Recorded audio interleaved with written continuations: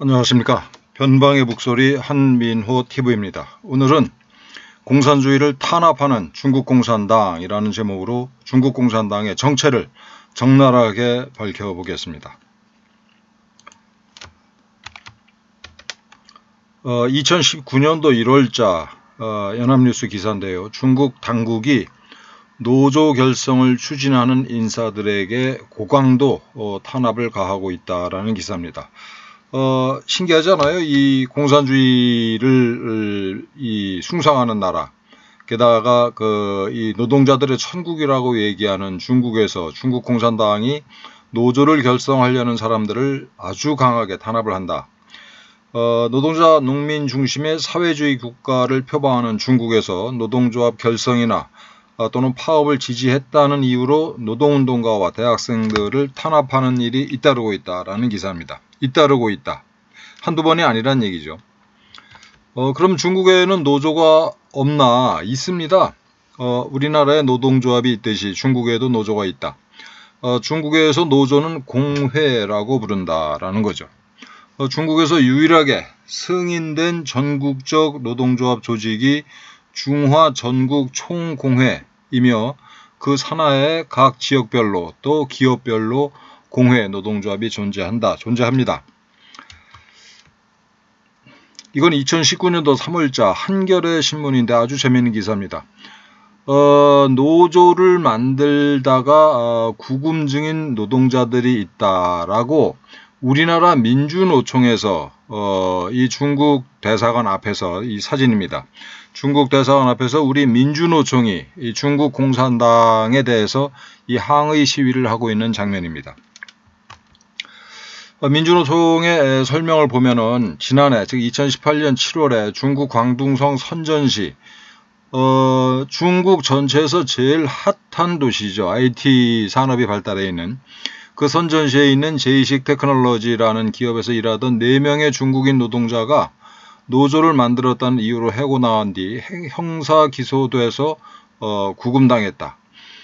이후 제이식 노동자들을 지지한 대학생, 노동활동가 등도 체포돼서 현재까지 44명이 체포, 구속 혹은 실종된 상태다. 이 중국은 진짜 걸핏하면 실종이 됩니다. 입도 이렇게 뻥끗하지 못해요. 실종된 이 피해자 가족들도. 이 사태에 대해서 당시 민주노총의 양동식 부위원장이 이런 말을 했어요. 제이식 노동자들과 이를 지지하는 활동가들은 사회주의 국가인 중국이 왜 주인인 노동자의 권리를 보장하지 않는지 묻고 있다. 여러분 어떻습니까? 사회주의 국가인 중국이 주인인 노동자의 권리를 왜 보장하지 않을까? 이거는 작년 10월달 기사입니다. 한겨레 신문 기사예요. 중국의 좌파 학생들이 묻는다. 중국은 과연 사회주의인가? 2015년도 6월에 선멍위라고 하는 명문 중산대학에서 수학이랑 컴퓨터를 전공해서 석사 학위를 받은 친구가 있어요. 아주 좋은 기업에 취직해서 평생 잘 살 수 있는 그런 스펙을 가진 친구였는데 그 친구가 뜻밖의 공장 노동자가 됩니다. 1980년대 우리 운동권 학생들이랑 비슷한 생각을 했던 것 같아요. 대학원을 졸업하고 광저우의 자동차 부품 회사인 루흥 기계전자공장에서 엔진과 변속기를 생산하는 노동자가 됐다. 굉장히 열악한 환경에서 이제 근로자로서 삶을 살아가기 시작한 거죠. 그는 이렇게 열악한 환경에서 일하는 노동자들이 비염, 기관지염, 난청, 백혈구 감소 등 온갖 질병을 앓고 있음을 알게 되었다. 노동자들에게 선택의 권리란 임금이 너무 낮아서 주말에도 휴일 근무를 선택할 수밖에 없고 산재를 신청하면 보너스가 깎이기 때문에 산재 신청을 포기를 선택할 수밖에 없고 관리자의 학대와 욕설에도 묵묵히 참는 것을 선택할 수밖에 없는 것임을 깨달았다. 중국의 일반 근로자들이 얼마나 비참하게 살고 있는가. 이게 2020년도 기사입니다, 여러분. 그래서 그 선몽이라고 하는 친구가 2018년 3월 말에 동료들의 지지를 받아서 임금협상 대표로 선출돼 가지고 적극적으로 활동을 하니까 회사 간부들이 협박을 하고 해고를 해버렸어요. 2018년도에 이 친구가 이제 해고를 당한 거죠. 이 친구가 해고를 당하던 그 무렵에 이 광둥성 선전의 기계 제조 회사인 자스커지에서도 비슷한 움직임이 전개가 됐습니다. 휴일이 없는 매일 12시간 노동, 식사 시간 이외에는 휴식 금지, 벌금과 초과 근무 강요 등 억압적인 노무 관리에 불만을 품은 노동자들이 노조 결성에 나섰어요. 그래서 이 회사 측에서 먼저 선수를 쳐서 이제 어용노조를 설립을 했고, 그래서 이 독립노조 만들려던 노동자들이 급하게 우리나라로 치면 이제 노동조합 총연맹 지역 사무소에 노조 설립 신고서를 냈지만 거부당했어요. 그리고 이 독립노조 설립을 주도한 노동자들은 해고되거나 또 체포가 됐습니다. 그래서 자기도 이제 다른 회사에서 일하다가 노동운동하다가 쫓겨난 선멍이가 전국 각지의 좌파 대학생들과 같이 자스커지 노동자 지원단이라는 단체를 만들었습니다. 그래서 이 자스커지 공장 앞에서 항의 시위도 하고 또 노동자들의 상황을 알리는 글과 사진, 이걸 이제 소셜 미디어에 올려가지고 전국적인 그 관심과 호응을 얻었다고 그래요. 근데 얘네들이 이제 당연히 잔인하게 그야말로 무자비하게 탄압되고 말았습니다. 선멍이는 이 정체불명의 남자들에게 끌려가서 행방불명됐고요. 또 기타 이 베이징대 학생 등이랑 이제 노동자들 50명이 한꺼번에 체포가 됐다고 그래요.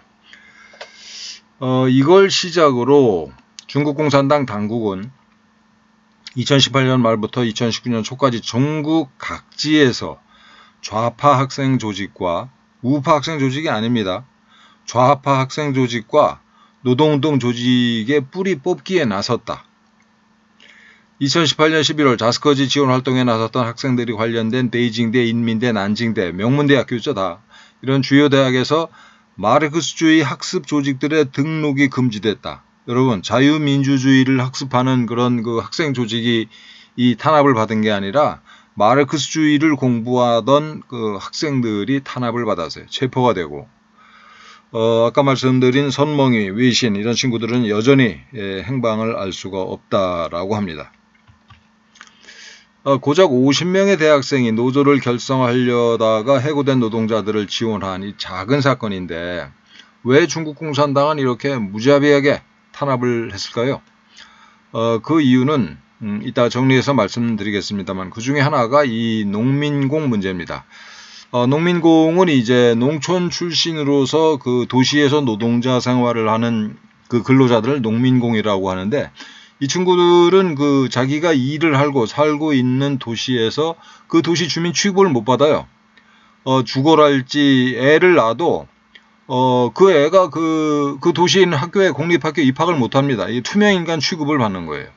그래가지고 이제 애를 입학을 시키려면은 뭐 공산당 간부한테 이 뇌물을 바쳐야 되고 복지 혜택 뭐 의료 혜택 당연히 못 받고 그야말로 노예 취급을 받으면서 살아가는 농민공들이 중국에 2억 9천만 명이나 된다고 그럽니다. 그럼 얘네들이 그야말로 노예같이 일을 하면서 벌어들인 이런 그 엄청난 그 무역 흑자는 누가 가져가냐? 당연히 공산당, 국유기업, 권력층이 다 가져가는 거죠.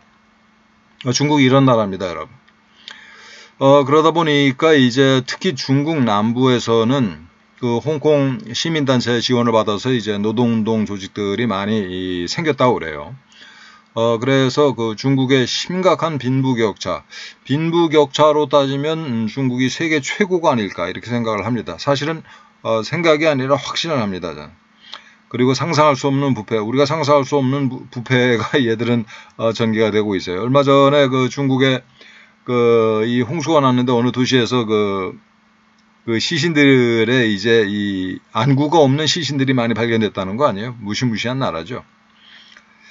그래서 이런 문제에 관심을 가진 나름 그 정의로운 대학생들이 마르크스 학회에서 마오쩌둥 사상의 영향을 받으며 노동자들과 연대하는 그런 조직을 이제 만들어 나가기 시작했다고 합니다. 이 지금 말씀드린 자스커지 사건은 마르크스주의 그리고 마오쩌둥 사상에 따라서 순진하게도 여전히 마르크스주의 사상을 가지고 또는 모택동 사상을 가지고 중국 사회를 진짜 공산주의 사회로 만들자, 노동자들이 주인인 그런 사회를 만들자라고 처음으로 노학연대를 이루고 함께 행동에 나선 그런 사건이라고 그래요. 중국 공산당은 이런 움직임을 반길까요? 아니면은 두려워할까요? 당연히 엄청 경기를 일으킬 정도로 두려워합니다. 왜냐하면 중국 공산당은 이 자기네 국민을 또 노동자 농민을 주인이라고 생각하지 않아요. 절대. 자기들이 주인이죠. 나머지들은 개, 돼지, 노예들이고. 좌파 학생들이 노동자들과 연대에 나선 배경에는 지금의 중국을 사회주의로 볼 수 있는가를 둘러싼 논쟁이 있었다. 여러분 어떻게 생각하십니까? 오늘날의 중국이 사회주의일까요? 개혁 개방 이후에 중국 공산당은 이제 이 자본주의를 대거에 도입을 했는데, 그래서 그걸 중국 특색의 사회주의다 이렇게 이제 자랑을 하는데, 그게 과연 사회주의인지 포장만 다른 이 자본주의인지 이런 논쟁이 아직까지 진행이 되고 있습니다. 그래서 이제 이 루디 인민대 교수 같은 놈은 이건 정말 미선적인 놈이죠. 중국이란 나라가 국유 경제를 바탕으로, 이 국유 경제 아니고 정확하게는 공산당 간부 소유 경제입니다. 국유 경제를 바탕으로 인민의 복지를 향상시켜, 거짓말이죠. 인민의 복지가 아니라 공산당 당원의 복지를 향상시켜서 신자유주의에 일정하게 맞서고 있으므로, 이건 뭔 말인지 모르겠어요. 진보적 변화의 축으로 평가해야 된다라고 이제 어용학자는 얘기하고, 푼 아이 홍콩대 교수 같은 또 멍청이는 이렇게 얘기하죠. 중국이 이미 그 신자유주의적 세계 체제에 완전히 동화된 자본주의 국가다. 이건 맞는 말이죠. 세계 무역기구에 이제 중공이 가입한 지 오래됐고, 사실상 자본주의 국가니까. 그런데 자본주의 국가가 됐고 노동을 탄압하고 있기 때문에 노동자들과 연대해서 중국의 현 체제, 중국의 자본주의 체제를 타도의 대상으로 삼아야 된다. 그래서 이 가짜 공산주의인 중국의 자본주의를 타도하고 진짜 공산주의를 만들자라는 주장을 하는 멍청이도 있어요. 그래서 이 자스커지 노동자들과 연대한 학생들이 순진하게도 이런 질문을 하죠. 사회주의 국가인 중국이 왜 그 체제의 주인인 노동자들의 권리를 보장하지 않고 도리어 자본가의 편을 드느냐. 정말 순진무구한 질문입니다. 이게 이 공산주의라는 게 애초에 실현 불가능한 그야말로 거짓 선동에 불과하다라는 걸 아직도 깨닫지 못하고, 사회주의를 그 좋은 사회주의를 안 하고 왜 이 자본주의를 하려고 그러냐, 중국 공산당에게 이렇게 항의를 하는 거죠. 그래서 공산당 통치와 사회주의 체제를 부정하는 게 아니에요, 이 친구들은.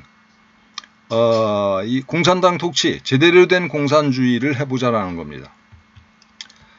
그렇지만 자스커지 운동은 처절하게 패배했습니다. 당연하죠. 이 중국 공산당이라고 하는 인류 역사상 다시 볼 수 없는 철저한 감시 탄압 체제를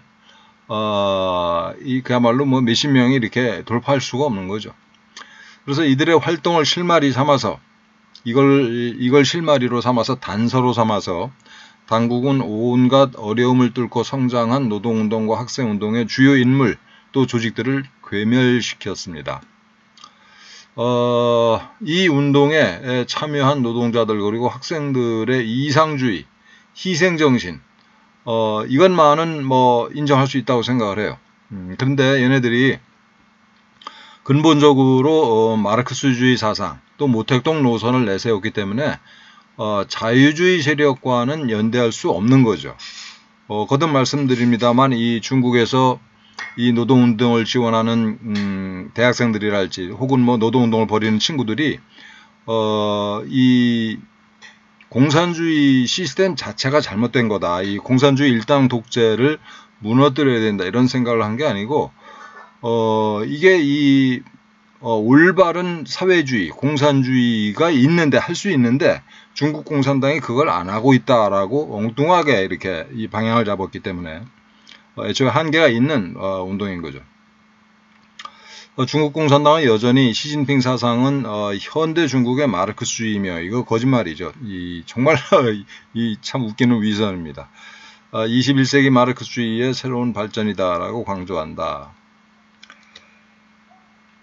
그래서 저는 이걸 보면서 이게 오늘날의 중국이 이제 사회주의냐 자본주의냐 이런 중국 내부의 논쟁을 보면서 이건 나쁜 놈과 멍청한 놈의 논쟁이고 또 대결이다라고 생각을 합니다. 나쁜 놈은 당연히 공산주의, 사회주의라는 그 명분을 내걸고 온갖 이 도둑질, 특혜, 특권을 누리는 공산당, 중국 공산당의 나쁜 놈들이고, 멍청한 놈들은 아까 얘기한 노동운동이나 뭐 학생운동하는 이렇게 진짜 사회주의, 진짜 공산주의를 해보자라고 여전히 이 꿈속에 새매는 이 친구들이 이제 멍청한 놈들인 거죠. 이거는 금년 2월 7일 아시아경제 난 기사입니다. 노조 활동하면은 체포되는 공산국가다라는 제목이죠. 지난달 그러니까 이건 금년도 1월입니다. 금년 1월에 이 중국 3대 온라인 쇼핑몰 핀두어더의 그 여직원이 밤샘 야근을 하고 퇴근하다가 돌연사한 그런 사건이 있었다고 그래요. 그때 이제 2억 6천만 명에 달하는 중국의 농민공들의 불만이 분출을 했다고 그럽니다. 그래서 이제 노조 설립 운동도 이렇게 다시 들썩거리고 그랬는데, 중국 공산당은 그 노조 설립을 논의만 해도, 얘기만 꺼내도 체포하는 강경책으로 일관하고 있다라는 기사입니다. 공산국가인 중국에서 노조 활동이, 공산주의 운동이 처벌을 받는 이런 아이러니가 진행이 되고 있는 거죠.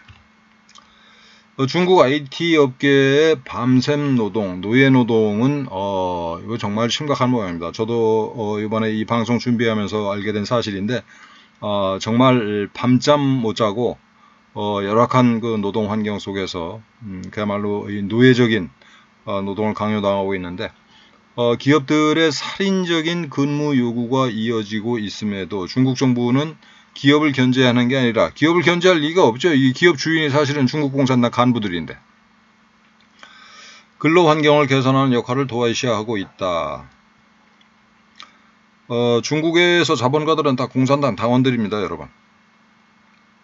기업 주인들, 공산당 당원은 아니더라도 공산당 당원과 아주 밀접한 관계에 있지 않으면 사업을 할 수가 없죠.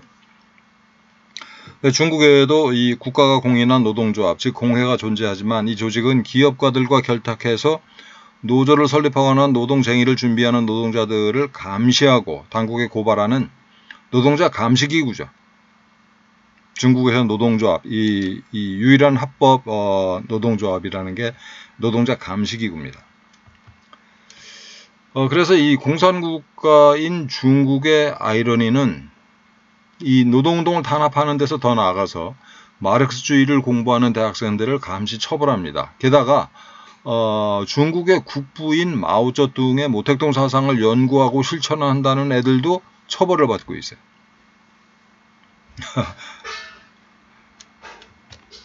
그래서 좀 정리를 하자면, 오늘날의 중국이 그럼 사회주의인가? 사회주의라는 거는 그 계획 경제를 하고 분배를 평등하게 하겠다는 무슨 신용이라도 좀 해야 되는 거 아니에요? 그래야 이제 이게 뭐 좀 사회주의를 하려고 애를 쓴다. 이거 애초부터 이제 실패가 예정된 사상이고 체제이긴 합니다만, 그럼에도 불구하고 노력을 한다 저 멍청이들이, 이렇게 볼 수 있는데, 중국은 사실은 그 1950년대 대약진 운동, 또 60년대부터 70년대까지 있었던 문화혁명이 실패하면서, 이때 이제 실제로 집단농장이랄지 뭐 이런 걸 만들어 가지고 사회주의 실험을 했어요. 그런데 처절하게 실패를 하죠. 이 사람들이 그 자기 재산을 다 내놓고 공동체를 위해서 근로를 한다라는 게 얼마나 근로 의욕을 그야말로 짓밟겠습니까? 그냥 먹을 수 있는 거, 자기가 처분할 수 있는 거는 재빨리 처분해버리고 먹어 치우고, 그냥 죽지 못해서 협동농장에 나가서는 죽지 못해서 일을 하고 그러다 보니까, 게다가 이제 이 공산당이 아래로부터 위까지 이게 거짓 보고를 하고 아부를 하고 그러다 보니까 이 자원 배분이 엉망진창으로 이루어져요. 그래가지고 심지어는 뭐 엄청나게 많은 사람들이 이제 굶어 죽고, 심지어는 그 인육을 먹는 그런 비극적인 사태가 벌어지죠. 이 대학신 운동 기간 동안에.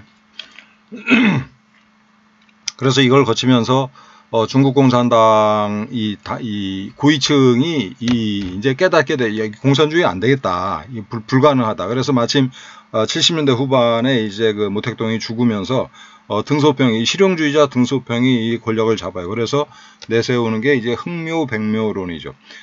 이 검정 고양이든 흰 고양이든 인민을 잘 살게 만들면 되는 거다라는 주장을 합니다. 그래서 이 개인과 기업의 이윤 추구를 허용을 하죠. 또 이 개개인의 이제 사유재산 축적을 이게 허용을 합니다. 그러다 보니까 이건 당연히 빈부격차가 이제 허용이 되는 거죠. 그래서 이때도 이제 그때나 지금이나 여전히 그 뭐 중국 특색 사회주의라는 이 사회주의라는 구호는 계속 유지를 합니다만, 그건 말 그대로 구호에 불과하고 사실은 엄청난 세계 최악의 이 빈부격차 속에서 개개인이 그야말로 아비규환 이 식으로 이윤 추구를 하는 그런 시스템인 거죠. 이 중국이라는 게. 이 과정에서 이제 중국 공산당은 이 자기네 당원들, 또 이게 당원과 아주 친한 대리인에게만 이 좋은 사업 기회, 이 돈이 벌리는 사업을 다 이게 나눠주는 거죠. 그렇지 않은 건 전부 다 이제 그 중국 국민들이 그야말로 노예 노동을 하면서 먹고 사는 거고. 그래서 저는 이거를 이제 패거리 자본주의다 이렇게 얘기를 합니다. 아주 부패하고 패거리들끼리만 이 부패한 자본주의 체제에서 잘 먹고 잘 사는 이런 체제다라고 저는 보는 거죠. 그래서 중국은 그 중국 특색 사회주의라고 말은 하지만 사실은 패거리 자본주의에 불과하다, 아주 부패한. 그럼 공산당은 뭐냐? 공산당의 정체는, 얘네들은 그 패거리 자본주의에 기생하는, 그 말로는 사회주의를 읊으면서 국민들을 노예로 계속 살아가라고 세습을 하는 조폭들이다, 조직폭력배들이다, 이렇게 봅니다. 중국 공산당은 실제로 이제 입당해서 입당하면 이제 보직을 맡을 거 아니에요. 여기저기 이제 기업체도 가고 정부 이제 조직에도 가고 이게 당에서도 보직을 맡고 그러는데 이런 승진과 보직 과정에서 뇌물 상납이 철저하게 이 구조적으로 연계가 되어 있습니다. 그러니까 뇌물 없이는 승진도 못하고 좋은 보직도 못 받고 그러는 거죠. 그래서 좋은 뇌물 받쳐가지고 좋은 보직에 가면 그 보직에서 또 더 많은 이 뇌물을 이제 이번엔 자기가 받아가지고 또 뇌물을 써서 승진하고 이런 식의 구조예요. 중국 공산당 아주 이 고상한 척하지만 중국에서 최고 부자들이 누굽니까? 중국 공산당 25명 정치국 국원들이잖아요. 이게 7명 시진핑을 비롯한 상무위원들 포함해서. 다음 시간에 제가 이 중국 공산당 하급 그 간부들마저 얼마나 부자들인지 생생하게 또 말씀을 드리겠습니다.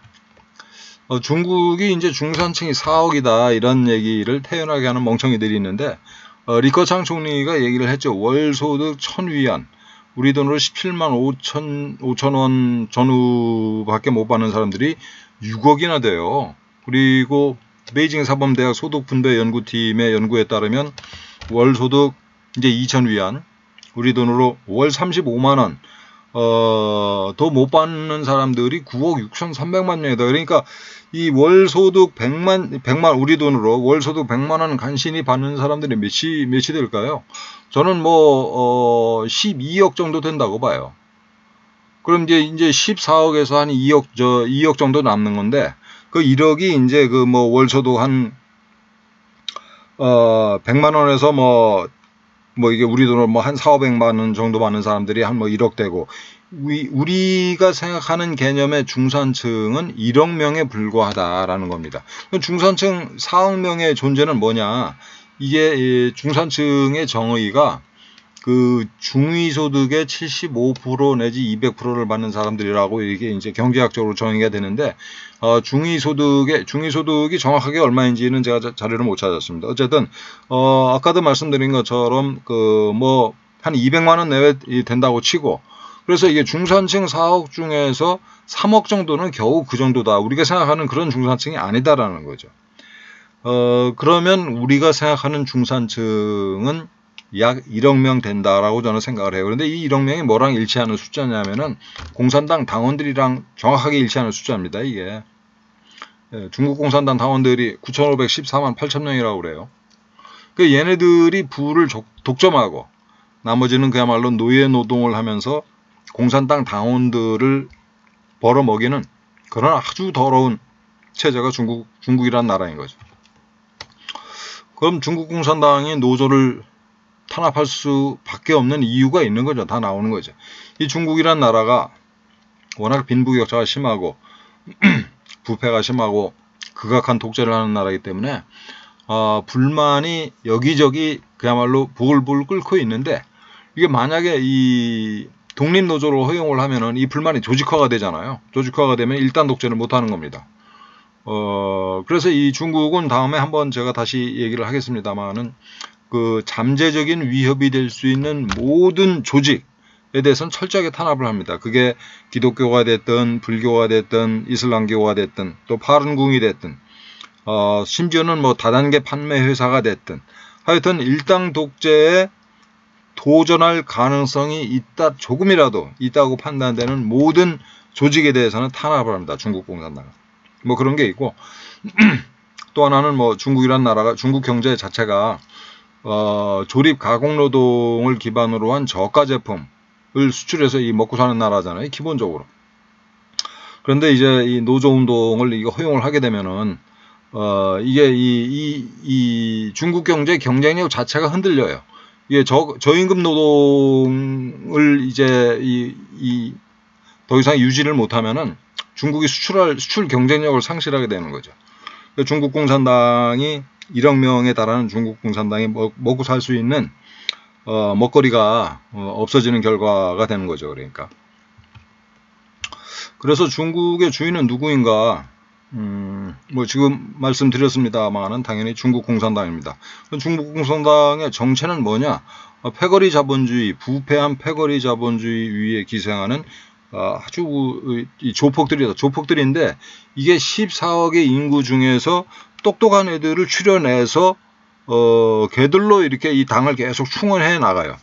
그러다 보니까 이제 이 엘리트 조폭들이죠. 이게 굉장히 더러운 엘리트 조폭들. 그러니까 얘네들을 이 중국 공산당을 무너뜨리는 게 그래서 이게 쉽지가 않습니다. 매우 어려운 과정인 거죠.